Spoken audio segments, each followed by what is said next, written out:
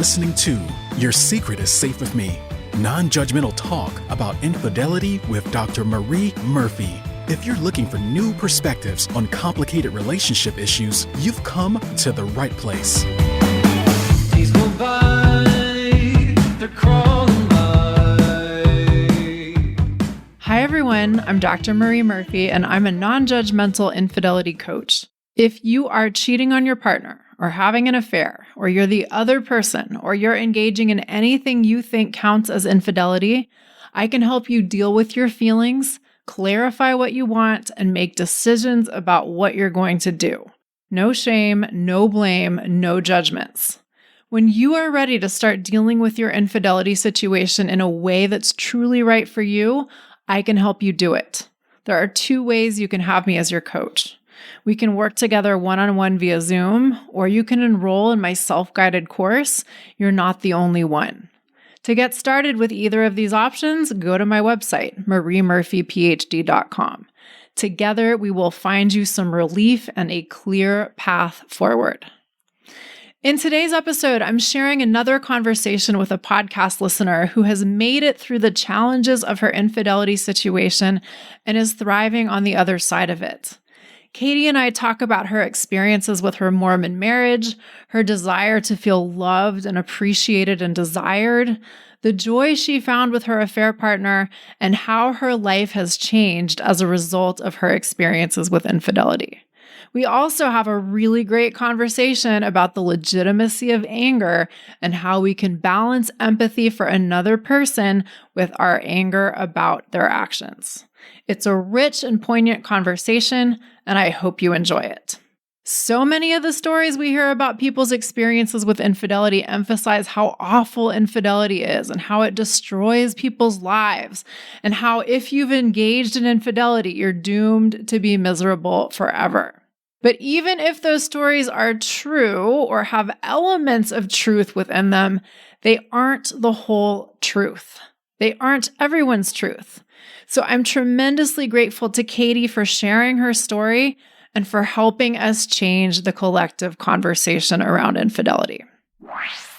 Hi, Katie. Hi. It's so nice to have you here. Thanks so much for joining me today. You are welcome. It's a pleasure. And it's scary, being honest. Yes, thank you for saying that. Say more about the scary part. Why is it scary to talk about this stuff? Because it's very taboo to have an affair, even though I know it's common. And especially like with my religious background and just kind of the culture I live in. And it's like not cool. It's very shameful. Yeah. Do you mind saying more about your culture and religious background? The Church of Jesus Christ of Latter-day Saints, also known as Mormons, so very, very conservative. And we're taught from very young age about the law of chastity and the importance of marriage, and that you're marrying, it's an eternal marriage, and you make covenants in the temple. It's just very serious. Yeah, absolutely. I know a lot of people listening are going to be able to relate to that directly through their own experiences in LDS, and some people are going to relate to it indirectly through their own religious experiences, however different. Right. Yeah. Yeah. Well, thank you for being willing to find the courage amidst the fear.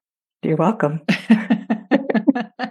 And for everyone listening, I really want to emphasize, like, the fear is real. As Katie and I were just talking about before we started recording, I get all kinds of nasty messages from people who want to tell me how horrible I am for doing what I do. And it's unpleasant. Like, I am relatively skilled at dealing with this at this stage of things, but it's not delightful to open an inbox and get some message from some stranger who has the nerve to tell me that I'm a horrible person, right? Like, it's not delightful to deal with that stuff. And I think it's totally reasonable to feel a certain amount of trepidation when you're someone like Katie who's agreed to speak their truth and share their story in a public way. Mm-hmm. So thank you again.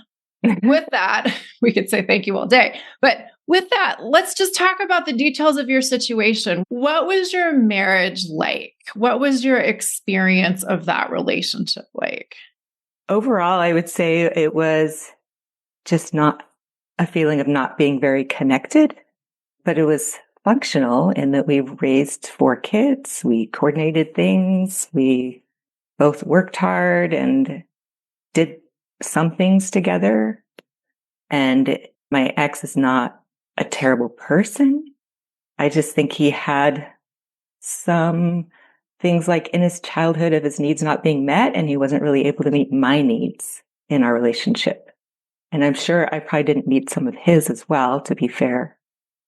I tried. I think we both tried. Yeah. I mean, I think a lot of people will be able to relate to that. It's often challenging to meet our partner's needs in a relationship, but it's also really hard to do that when we get married at an age when we probably don't really know what the heck our needs are in the first place. Yes, I was very young. He checked all the boxes, and fell in love and didn't really see the things that wouldn't work because you can't really see it at that age. Yeah. Even when we get married a little later in life, we change. People that may meet many of our needs at one point don't necessarily continue to make sense for us as a romantic partner as we evolve and our needs change and our preferences and priorities change too. Right. Yeah. And just to kind of describe it more, it was just, we just didn't talk much. And I had a really hard time talking to him about anything because of his reaction would kind of shut me down when I would try to share things. And he would, if I try to address some difficult situation, he would turn it around and blame me for it. And then I would end up crying and apologizing. And I felt like there were so many taboo subjects, and just he didn't reach out to me and help me feel loved, didn't compliment me, didn't really show affection outside of the bedroom.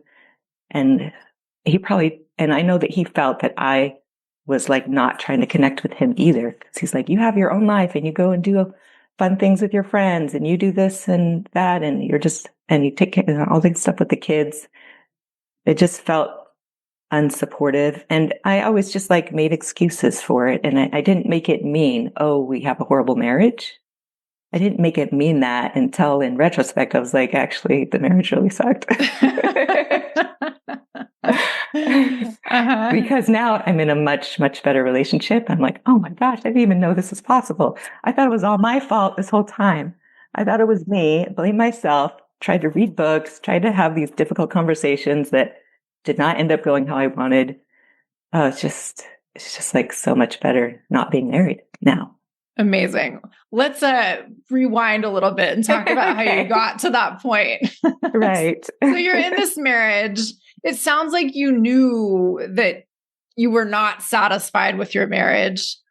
Had the idea of getting divorced occurred to you before you met your other person? Was that something that you were actively entertaining? Where were you at in relation to your future with the marriage before you met the other person? Right. I would have just said, no, I could never do that. But I did entertain the possibility a little bit, to be honest. Okay. Sure. Yeah, there's kind of a story behind that when it first, about a year before or a few months before. I don't know if you want me to get into yes, that. Please. Okay. Okay. So I went on a girls' trip with some of my friends, and it had been postponed because of COVID, but we ended up going in 2022 in March, and it was an awesome trip. And it was on a cruise ship. So my friends like to suntan. I don't. So they were sunbathing, and I went to the adult area and got in the hot tub, and this guy walks down the stairs and up the other stairs. And I was just for some reason I was very attracted to him. And I wasn't in the habit of looking at other guys because I'm married. So I don't do that, Anyway, but I was just immediately attracted to him. I'm just staring at him, muscles and so good looking. Anyway, but I just put it off. And then as I was leaving the hot tub and heading down the other way, he was there and he stopped me and said, "Hey, who are you here with?" And we started a conversation. And we ended up like working out together at the gym. He ended up going on an excursion with us because one of my friends got sick and couldn't go. And like, we were just like friendly. And he was a personal trainer. So he like helped me get confidence in that working out at the gym. And he was just really nice. I like kind of fell for him, like big time, like a huge crush. Sure. Like, whoa. At that point, I was like, oh my gosh, I can't believe. And I had all these fantasies of like, what if, because he was also divorced. He was divorced. I was not divorced, but he still hang out with us, even though me and my friends were all married, just because he was on the cruise alone by himself. And anyway, so I had these fantasies of like how things could work out in the future. He lived across the country from me, so it wasn't going to actually work. And we even texted and stuff. Wait, what was that like for you? What was like this I experience kept it. like? I kept it platonic. I didn't ever cross any lines. No, but still, even so. Oh, it made my mind open to the possibility of like, oh my gosh, there could be something way better. And I really want something better. That's when that longing started for something else. Yeah. I bet it was amazing to connect with somebody and be excited about somebody in this kind of way, even if it wasn't, a relationship that crossed any lines. Oh, it was very exciting. I was like daydreaming about him all the time. Yeah. And the fact that he showed interest in me. Right. I was like, maybe I am attractive still at my, being in my mid-40s. Absolutely. Yeah. I think I'm musing about this because I've had like more than the usual number of conversations with people who have a lot of assumptions about infidelity in the last few weeks. And I think that one of the things that people often fail to understand is that a lot of what we think marriage or any committed relationship ought to provide isn't happening in a lot of marriages. We think that there ought to be this fidelity, but that fidelity isn't predicated upon mutual appreciation or mutual affection or anything that kind of feeds this sort of chemistry and desire and intimacy that many people want out of their committed relationships. I think that it's so important to remember that by the time someone cheats, there have often been years of just dying for more engagement within the committed relationship. And it sounds like that's what you're describing. Right. And I did feel really guilty about all of these feelings. Mm-hmm. And I actually kind of like doubled down on my marriage after that. Sure. Of like, we need to make this better because it's not good. Yeah. Yeah. I saw a flicker of what's possible. Let's make that happen here. Right. And how did that go? Not very well. Yeah. I would say. Okay. I think it just ended up worse. I don't know. Some things and when I say things, I mean, some relationships just aren't going to become what we would like them to be. We can try all day and all night to make things different. And that doesn't mean that things are going to change in the way that we would like them to. And I don't think that has to be a tragedy. Anyway, that's a whole other tangent. Tell us about how after you meet Cruise Guy and then you try to double down on your marriage, and then what happens before you meet the other person? Like in between that time? Yeah. How are you feeling? What were you thinking about? Well, one thing that was during that time was because he kind of inspired me to work out. Like I had always worked out. Cruise Guy had inspired me to work out. I have always worked out, to be clear. I have always worked out at home. And I never had the confidence to go in a gym and thought, I didn't want to spend the money and all that. So I actually hired a personal trainer and started working out with a personal trainer at a smaller gym and then joined a bigger gym. And that's actually where I met my affair partner. Okay. Is at the bigger gym. So it really was leading to that, or like, yeah, it was a huge part of that. And I actually because I hadn't really done that intensity before, my body got some good recomposition, gained some muscle, lost some body fat. I thought I looked pretty good. Okay. And I was trying to get some attention from my husband for that, but that did not go well. He has a hard time giving compliments. Like literally doesn't compliment me. Or didn't at that time. Obviously doesn't now either. But like, I remember telling him, like, I'd really love it if you would tell me that I look pretty or that I'm beautiful or attractive or sexy or anything, and he did. Like, one time he did say, when I was like dressed up nice and everything, he did say, "You look nice." Like, thank you. And in my mind, I'm like, that sounded like you were talking to your grandma. Right. It did not make me feel like an attractive woman. I was like, I look dang good.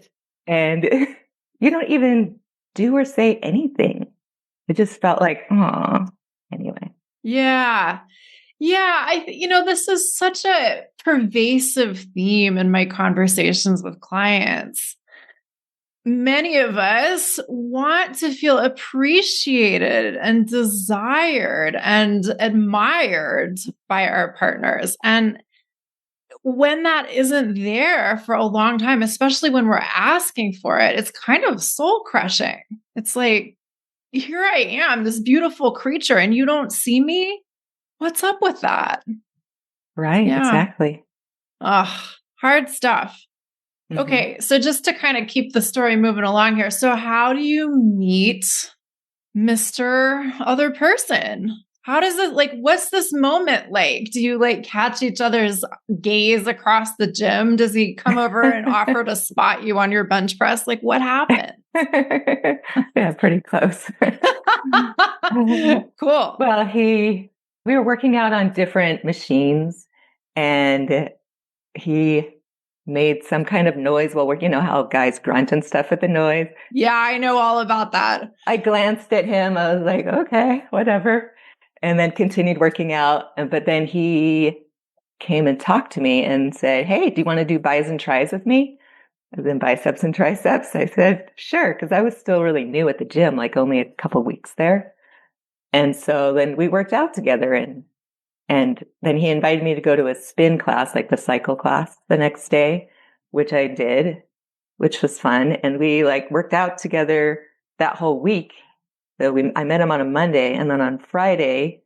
And this whole time I'm like, cause he was older than me. And I was like, is he like attracted to me? Is that why? Cause he's a very friendly social guy. He like knows everyone's name.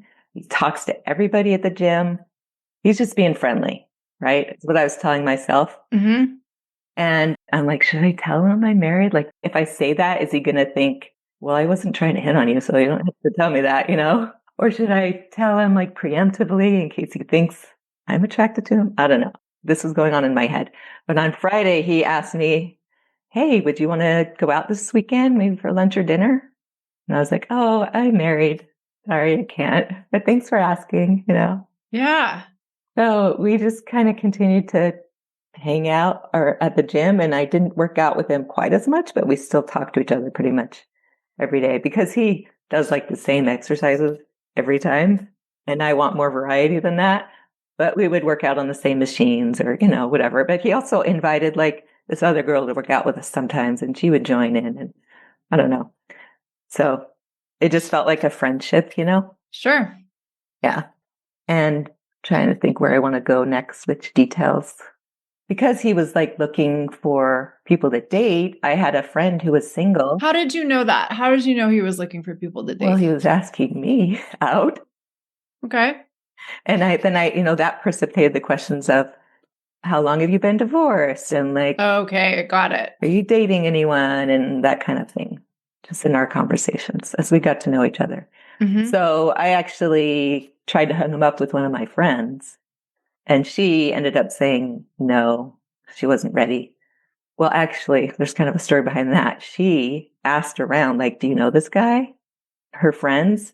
And one of her friends' friends is his ex. Does that make sense? It's like a friend of a friend is his ex. Okay. So of course she told that friend, oh no, don't date him. Who then told my friend. So that's the real reason she did date him. But anyway, she ended up meeting someone else she was very happy with and she's remarried. So it's fine. Lovely. Anyway, so because I still had some personal training sessions, other smaller gym I was at, I had gone to this one bigger gym because they allow, I think, 12-year-olds, and my daughter was 12.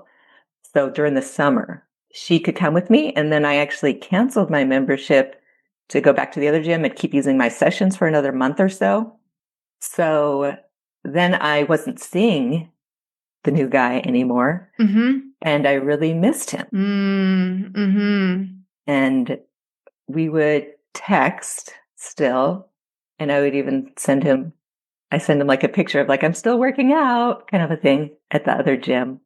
Anyway, one night I was on my way to book club. And as I was going there, which was closer to his area, they said, "Oh, I can't do it right now. Let's do it a half an hour later." And I was already on my way there. To your book club. To the book club. So I would have had to go home and then immediately turn around and go back, which I didn't want to do. And I was like, oh, he lives over here. Maybe I'll text him and see if he's home. So I texted him, "Hey, I have like 20 extra minutes. What if I stop by and said hi?" So I ended up going over to his house. And that's kind of where it turned from a friendship into something more. Yeah. He answered the door without his shirt on. And I was like, oh, wow, nice. Because he is a very buff, muscular. Toned man. Yeah. Well, he better be if he's at the gym every day. Yes. I'm kind of joking, but yeah. Yeah, one would think. Yes. Okay. So that's where I crossed the line from a friendship to something more. And I did kind of have a feeling about it at the time as I was going over there, like, I shouldn't do this. This is not appropriate, but I'm like so drawn to him and so attracted to him. He's a very positive, upbeat person, and he does know how to compliments me every day. Amazing. Oh, we'll save that. Okay. So we're inserting spoilers into this conversation. Okay. So aside from the like, I really shouldn't be doing this as you're driving over there, whatever happened that day or that evening when, you show up at his house and he answers the door with his shirt off, what was that like for you? Well, I was nervous about it, but it was like really good to see him. Like I feel good when I'm around him. So then after I had crossed the line of going over there, I was like, well, now I know where he lives. And now when I have another opportunity, maybe I'll go over there. And then I would try to make excuses or reasons that I need to leave and go over there and hiding it, not telling anybody. Sure. At all, of course. So what's this nascent relationship like in its beginning? Is it clear to the two of you that there's something happening here? Or is it kind of like, oh, we're going to pretend like we don't know what's going on or what? I think it was clear to both of us. Like we gave each other a hug for the first time that night and things just gradually progressed. And I would always be like, no, I can't. I'm married. Like I wouldn't kiss him for the longest time, even though he was like hugging me and grabbing my butt and stuff like that. Even though there was other stuff going on, I was like, I can't do that. I'm married, I can't do that. And so a lot of torn feelings, the feelings like this is wrong. Like, I can't believe I'm doing this. I'm going to ruin everything. I have 4 kids. I can't do this. Like, I'm going to ruin my life kind of a thing. But then also like, I'm falling so in love with him. He's the best. This would be so much better. Like, yeah, it's just really hard. That whole time was really hard. A lot of guilt, but also very exciting. So I was falling in love with him and receiving affection in a way that I hadn't before. And I could talk to him about anything. And he was so understanding. And like, he would ask me about my day. My husband didn't hardly ask me that. Yeah. And he wouldn't just like, how was your day? And then he'd say a few things and that's it. Yeah. He'd be like, oh, tell me more. What else? He would draw more out of me. I'm more of an introverted person, so I don't naturally talk a lot unless people are asking me questions. And he was very good about drawing me out. Amazing. So I know the answer to this question, but tell me what happened from there. What was the next kind of chapter in the book here? What was the next plot twist? Well, our physical relationship continued, until a couple months later that we did have sex, and it was amazing. As And it probably is for a lot of affair people, because it's so exciting, but so taboo or like kind of wrong. But you know how exciting it is to do something kind of wrong? Very exciting. I mean, yes, that's an element of affair sex for a lot of people, for sure. But and tell me where I'm wrong, but what it sounds like you're saying is that it was maybe amazing in ways beyond that, not just amazing in that it's exciting because it's kind of forbidden, but. Oh, yes. Right. Just the way that he touched me and the way that it wasn't just like get in one position and stay there, which is kind of what it was before. It was a lot of variety and it was a lot of talking. Like before, we wouldn't really talk. Like you and your spouse. Yeah. But with my husband, we didn't really talk. Yeah. But in this relationship, I could just say whatever was in my head, and he loved it. Yeah. I could say the silly, goofy things. I could make jokes and puns. I could say sexy thoughts. Yeah. And everything. And he loved it. And I loved it too. And he reciprocated that. And I bet that was wonderful. Yes. Yeah. Definitely.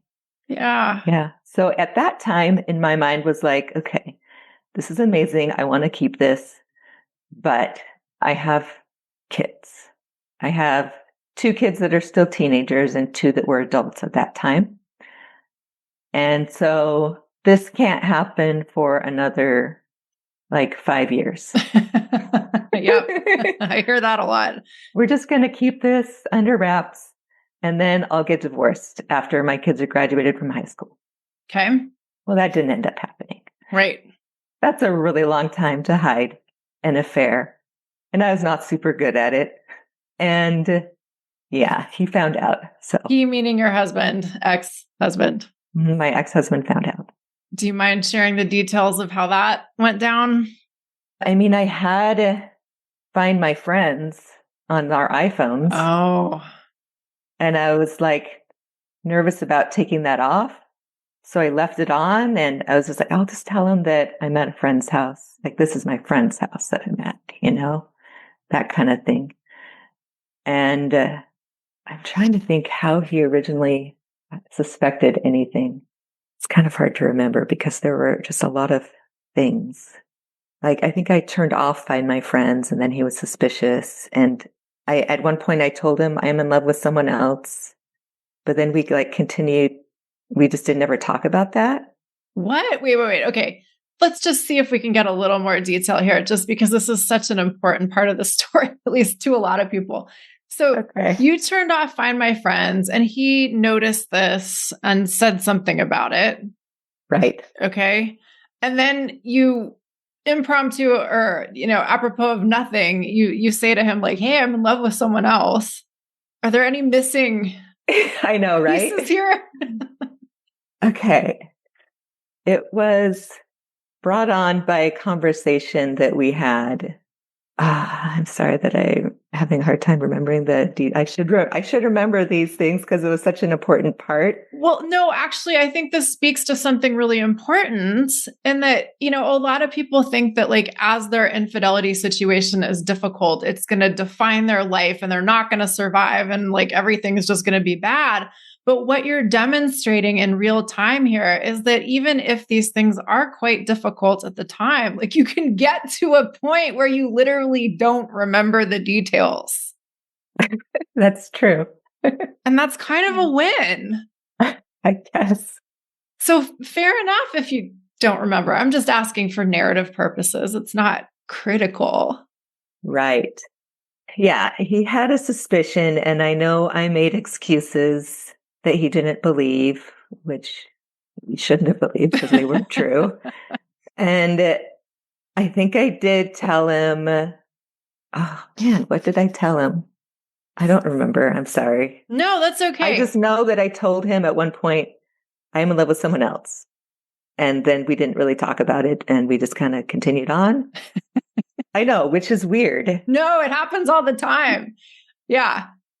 And then I was like, I should really work on my marriage. There was a lot of back and forth with me being like, okay, I should really work on my marriage. Like, I can't ruin this. And going to, but I can't make it work. It's too far gone. It's too, like, we can never be compatible with each other the way we need. We can never meet each other's needs. So I should just stop, you know? So there was a lot of back and forth this whole time. And I like broke it off with my affair partner several times, but that never lasted very long because I would immediately realize like, it's not going to work. So why am I doing this? So he did the more of the final thing when it really came down, when he found out I was actually sleeping with someone, because he didn't really know that. He just kind of expected it, is that I was meeting a friend for lunch and then going to the grocery store afterwards, which I did meet that friend. But then afterwards, I met up with my affair partner. And because of a car issue, I was driving my husband's car, but then I forget what car he had. Maybe it was one of my kids' cars, or he had my car that he got work done on or something. I don't remember. Anyway, he ended up going to where I was. Okay. Because I think I had turned back on Find My Friends at that point or something. So he went to where I was. Your husband went to where you were. My husband went to where I was, and he saw me kiss my affair partner goodbye. Okay. As I was getting in the car to go home. Okay. Because he was like, where is she? She's been gone a long time. Okay. And my excuse was, I went out to lunch. We talked a long time. And then I went to the grocery store because it was right next to a grocery store where we were. Mm-hmm. Mm-hmm. So, but then he saw me with him. And then when I got home, there was another thing that led to this too, is that I think it was a different day, actually. Okay, I'm sorry. No, that's all right. Okay, so my affair partner and I would go grocery shopping together on Saturdays. And so I was grocery shopping with him, and unbeknownst to me, my husband's sister's husband, so my brother-in-law, was at the grocery store and saw me with this other guy and took a picture of us, and he sent it to my husband. And then I went home, and then my brother-in-law came over. Oh, God. Because he wanted to tell my husband. And he had also texted him, but he wanted to talk to him. Tell in him. person. Yeah. Yeah. Right. But I was already there. So then he couldn't really talk about it. And we just acted like it was normal that he showed up out of the blue when he doesn't normally do that, Oh, just wanted to say hi. We were in the area kind of a thing, and I had no idea at that time. But then later my husband confronted me about it. Okay. So that is part of the story. Okay. So was this before the kiss sighting? This was before the kiss. Okay. So there was the grocery store episode and then the kiss. Yes. And see, I had broken things off and okay, I'm not going to see him anymore and all that. And I did for a couple of days, and then I couldn't help myself. And I was so drawn to him. I couldn't stay away from him. Yeah. My affair partner, that is. So, yes. So then there was the kiss. And then when I got home from that, he started packing up all his stuff. He meaning your husband? My husband started packing up his stuff. Okay. And, confronted me about it. And I admitted, yes, I am seeing him. And he asked, have you had sex? I said, yes. And he packed up his stuff and he went to his sister's house, who lives an hour away. So then I went to, and we're both upset. And he told my sister later that he was really hurt by the fact that I didn't try to stop him from leaving. Yeah. Yeah. Because I didn't. He seemed very determined and very angry. And I was like, okay, this makes it easy. He's just going to leave. Great. Okay. It revealed my true feelings, I guess. So I went and talked to my 2 teenage daughters, and I confessed to them that I was having an affair and that I'm really sorry and it's all my fault. I'm ruining the marriage, and just told them. What was that like for you? I was just really sad and devastated that I had done that to them. And, they knew that we didn't have that great of a marriage, I think, and that there were difficult things about relating to my husband. They had a hard time with some of the ways that he related to them. Like his humor, he joked around a lot, and a lot of his humor was like a veiled criticism, Yeah. just kind of that negativity. And they knew, but it's still very, very hard for kids. And they were, I believe, 13 and 3 years older than that. Can't think right now, 15. Okay. I think they were 13 and 15 at the time. Okay. Or 16, sorry. That makes more sense. 13 and 16. That math sounds a little more like it. And how did they respond to what you said?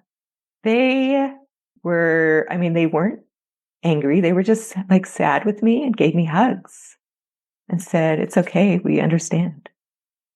Okay. So first of all, I just want to point out what a big deal it is that you just went directly to your kids who were at home and said, "Hey, this is what happened. This is what's happening." Right. There was no way to hide it at that point. Like, it's going to come out. And being dishonest was very hard on me. I did not like that. I would much rather just tell the truth. And I was like, okay, I don't have to lie anymore. I hate lying. It's not who I am. Yeah. I think of myself as an honest person. Yeah. Doesn't sound like you would when you're having an affair, but it was killing me inside to be dishonest. And they're old enough. It's not like they were 3 and 6, they were 13 and 16. You know what? I talk to a lot of people who really want to be honest, but also find it incredibly hard to be honest, even when they would prefer to be. And what I want to point out here is that you didn't make this any more dramatic than it needed to be or any more difficult than it needed to be. Yes, it can be difficult to tell truths that we think are going to be hard for people to hear, but it doesn't need to be any harder than that. And the fact that you just did it is not a small thing. And the other thing that I want to mention is I talk to so many people who are terrified of how their children will respond if A, they tell them that they and their co-parent are getting divorced or separating or splitting up or whatever. And B, if they let their children know about their infidelity or if their children find out about their infidelity. And, there's no way to know how anyone is going to respond to anything we say to them ahead of time.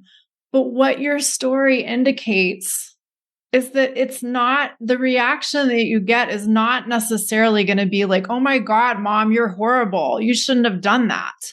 It may be one of understanding and generosity. So thank you for sharing that. Yeah, they have been super sweet. Amazing. They have been great. My younger two. Now, my oldest, who was already married at the time and living in a different state, she actually had a harder time with it because she felt like, who are you anymore? Like, you didn't raise me to be like this.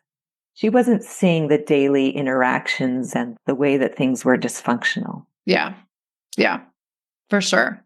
For sure. And I mean, as you well know, it can be very easy for people to get really attached to their ideas of how they think things should be and to really not like it if somebody deviates from that course that they see as the ideal.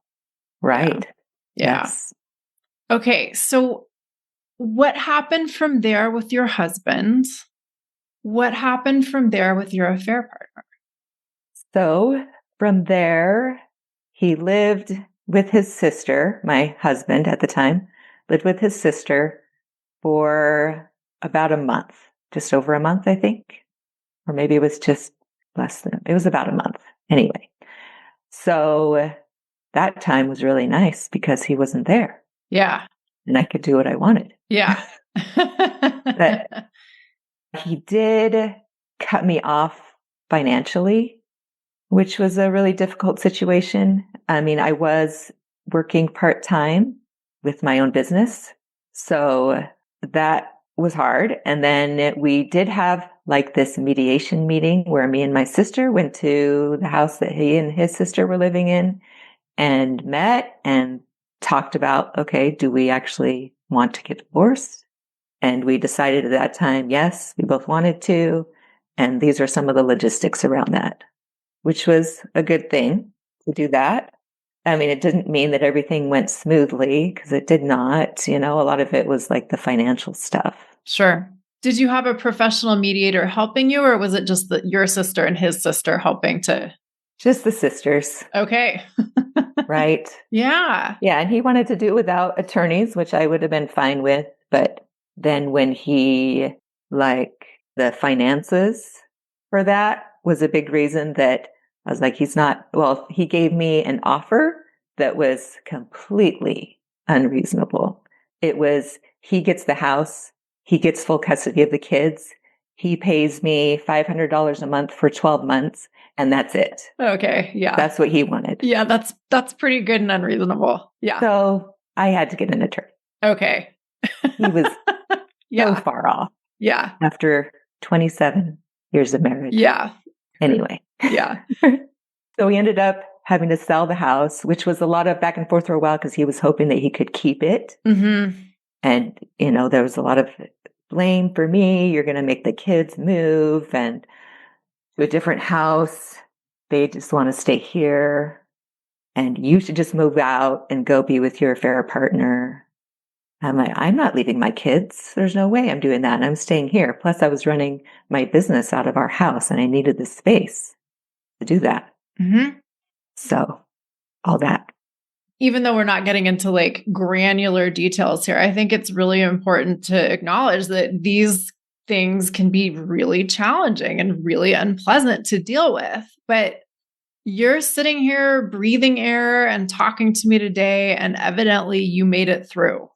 It did make it through. Yes. Yeah. And are you in said house at this point? Did you keep the house? No, we sold the house. Okay. Mm-hmm. Yes.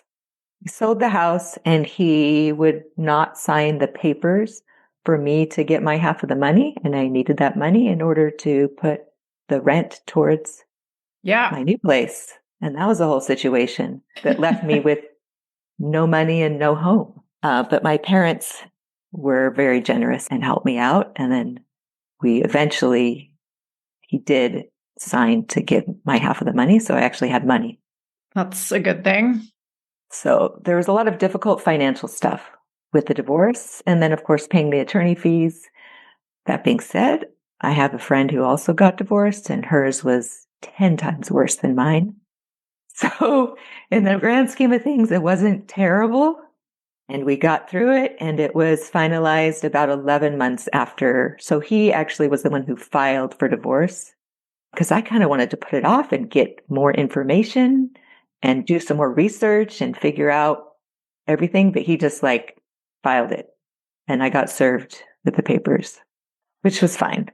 Yeah. Say more about what you mean by that. I mean, what I'm thinking as I'm listening to you talk is sometimes we go through experiences that are really quite unpleasant and undelightful in many respects.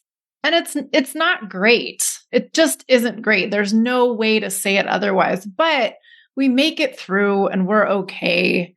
And we're able to get up and dust ourselves off and keep going. And that's the win. It's not that things went down in an ideal manner. It's just that we were able to get through it and keep going. Yes, we were able to get through it. And my affair partner was so amazing in how supportive he was and helping me talk through all these things. So I came to him many times, just crying my eyes out about the situations and the way I was being treated and the difficulty. So my husband moved back in and we lived in the same house, but sleeping in different rooms for about 6 months, 7 months. That's a marathon. Closer to 8, actually. Yeah. It was 8 months. That's a stretch. Yeah. So that was we didn't really talk to each other. It was just awkward. Yeah. Yeah. And he wouldn't buy, he didn't give me any money. Now, granted, I did have some money that I was making, but it wasn't a ton. Mm-hmm. And I used to send him, like, he would go grocery shopping sometimes and I would send him like what food to get. So I would send him, I still did the same thing, but he only wanted me to send him stuff for the kids. So it's like he's not feeding me anymore, basically. Yeah. Mm-hmm. Understandable. Fine. He doesn't want to feed someone who's cheating on him. But it was just like so many awkward things like that. And I was still doing all the same things of doing, like, I was the one who did all the cooking and the cleaning and the dishes and the laundry. Like, I didn't do his laundry anymore. And he did have a tradition of cooking Sunday dinner. And so I would just like leave during that time, Mm-hmm. Mm-hmm. you know, Mm-hmm. and he wouldn't eat anything that I cooked. Even if it was something that I knew that he liked. Yeah. Just weird, awkward things, Yeah. which is understandable. Yeah, he's hurt. He's super hurt. He doesn't want to have anything to do with me, but I'm still there. Sure. So I get it. It was just very awkward that whole time. Ugh. Yeah. Yeah. Oh, I can imagine. And again, what I want to emphasize is we can do unpleasant things and make it through. And while it's happening, it can still be really unpleasant. Yeah, I just made the best of it. I'm like, okay, this is how things are. This is temporary. At least now I get to go see my affair partner when I want. I don't have to hide it anymore. So that was good. Mm-hmm. And like, well, things will work out. And I have my affair partner to lean on. And I did have a really good group of friends that I was able to tell everything to, like everything. And they were really sweet. Mm-hmm. Yeah, that's great. I just want to emphasize something again. We can make it through unpleasant stuff. And even if it sucks, we can get through it. And 8 months sharing a living space with your soon to be ex-husband sure as heck sounds unpleasant to me. And we can do these things when we need to. Yeah. Okay. So now I want to talk about your relationship with your former affair partner, who is now your partner, just partner. Yes. Tell us about that. Well, he's amazing. I actually had written some things down because I wanted to remember everything. So, like, do you want me to say things I like about him or things? Share whatever you want. But what really strikes me as we've been talking is just the delight that has been evident when you speak about him and how radiant you look when you're talking about him and your connection with him. And, there's this very, very prevalent myth that relationships that start as affairs don't last, which is not true. It just simply isn't true, but people love to keep spewing that one. And so it's always so important to share the stories of affair relationships that not only work out, but work out beautifully. So anything that you want to say about your relationship is welcome. Yes. And I did have pushback from family of like, this relationship is not going to work because it's based on an affair. Mm-hmm. So I have received that feedback from people and, considered that and thought about that and prayed about it. And I just feel like this is the relationship for me. He is freely and sincerely compliments me. He's easy to talk to. I can tell him everything and he loves me, accepts me the way I am. So the most beautiful thing about it is just, I feel like I can finally be 100% authentic. And I did not have that before. I can just be me and he loves me for me. So I don't have to stay away from any taboo subjects. He's super positive. He's encouraging. He's upbeat. His humor is more of the self-depreciating type. And he has a great way of de-escalating or like taking down any situation that maybe was like, oh, that could have been offensive. But he has a really great way of just like joking about it and making it not awkward anymore. Mm-hmm. Like he loves his job. He loves what he gets to do for work. He loves people. We enjoy working out together still. We do that every morning. That's great. We go on walks. He bought us some scooters that we love riding around, which is awesome. I love it. Fun. We attend sporting events, go out to dinner, we go swimming. And something that I always wished I could have done with my previous husband was like enjoy reading books together or learning together or sharing things that we've learned about. I just didn't get very good feedback when I would try to do that because I listen to podcasts and read books. I just love learning new things, and I always wanted to share it with someone, and I really couldn't. I'd have to like wait until maybe I go out with my friends and see if that works in the conversation, or maybe tell something to my kids, but not like someone you go to home to every day and you can tell everything to. I didn't have that before, and now I do. So we started reading a book together that we pause every paragraph and talk about it. Wow. Because it's a nonfiction book. Oh, what's the name of the book? Inner Excellence. It's a really good book. Uh-huh. We've been enjoying that together. So like my ex-husband would never have read a book with me. Yeah. I love that. And my partner is a yes person. He automatically says yes to things. I just love how positive he got about things. Whereas my ex was always a no person. His default answer is no to everything, and you'd have to talk him into yes. Whereas my boyfriend, we call each other boyfriend and girlfriend right now. Sure. So he's just a yes person. Amazing. Like I'll suggest something and he's like, yes. But then we might change our mind about it when we just consider things. Sure. Yeah. But he's just like, oh, I can say something and he doesn't shoot me down immediately. Amazing. Yay.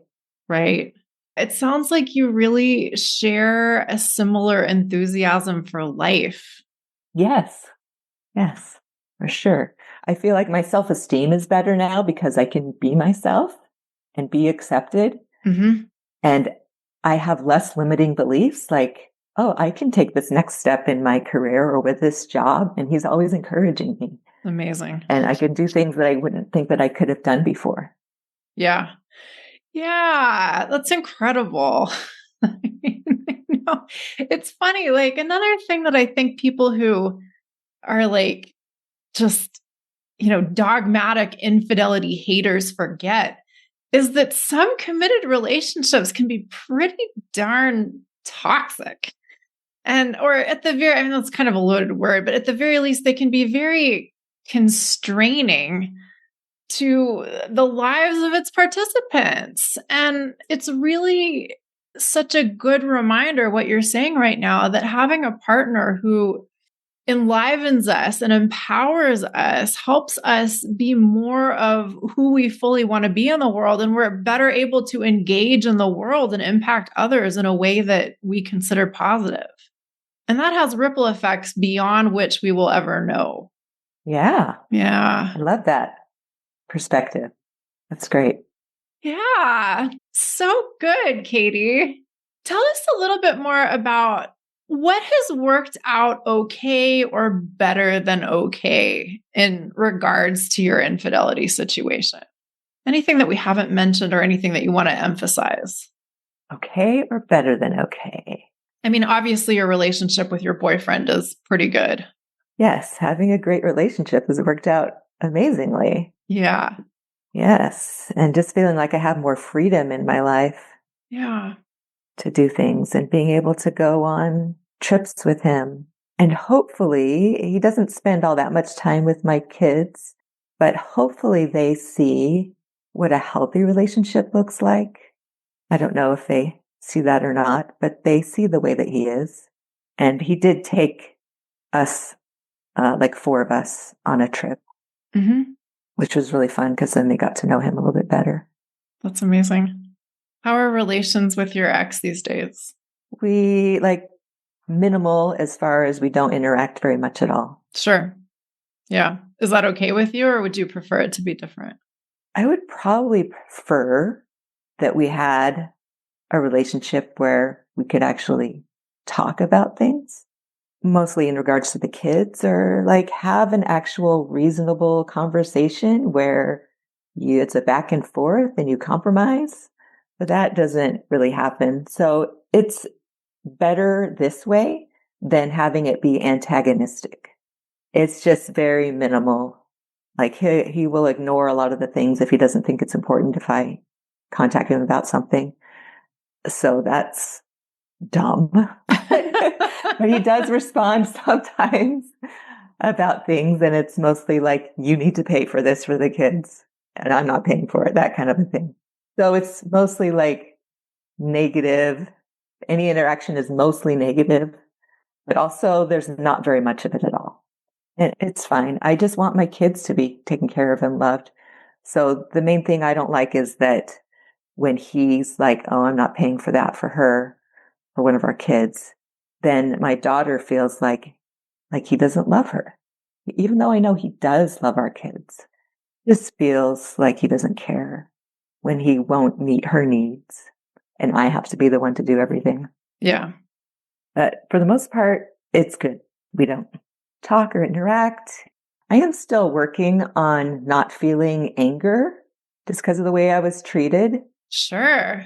Like just thinking about him can kind of bring up anger, and I'm still working on that not happening because it doesn't need to happen. Well, it's funny that you say that, because I think about anger all the time, because it's one of those emotions that we tend to think that we shouldn't feel. And I have a different perspective. There is a place for anger. And actually, I've been meaning to do a podcast episode about this for literally years. So maybe this is the nudge I needed to get around to it sooner rather than later. But what I want to suggest is that it's not unreasonable for you to dislike your ex-husband's behavior and to therefore feel angry. It's not unreasonable at all. And we can learn how to honor our anger and feel our anger and digest our anger without acting on undigested anger in ways that we might consider undesirable.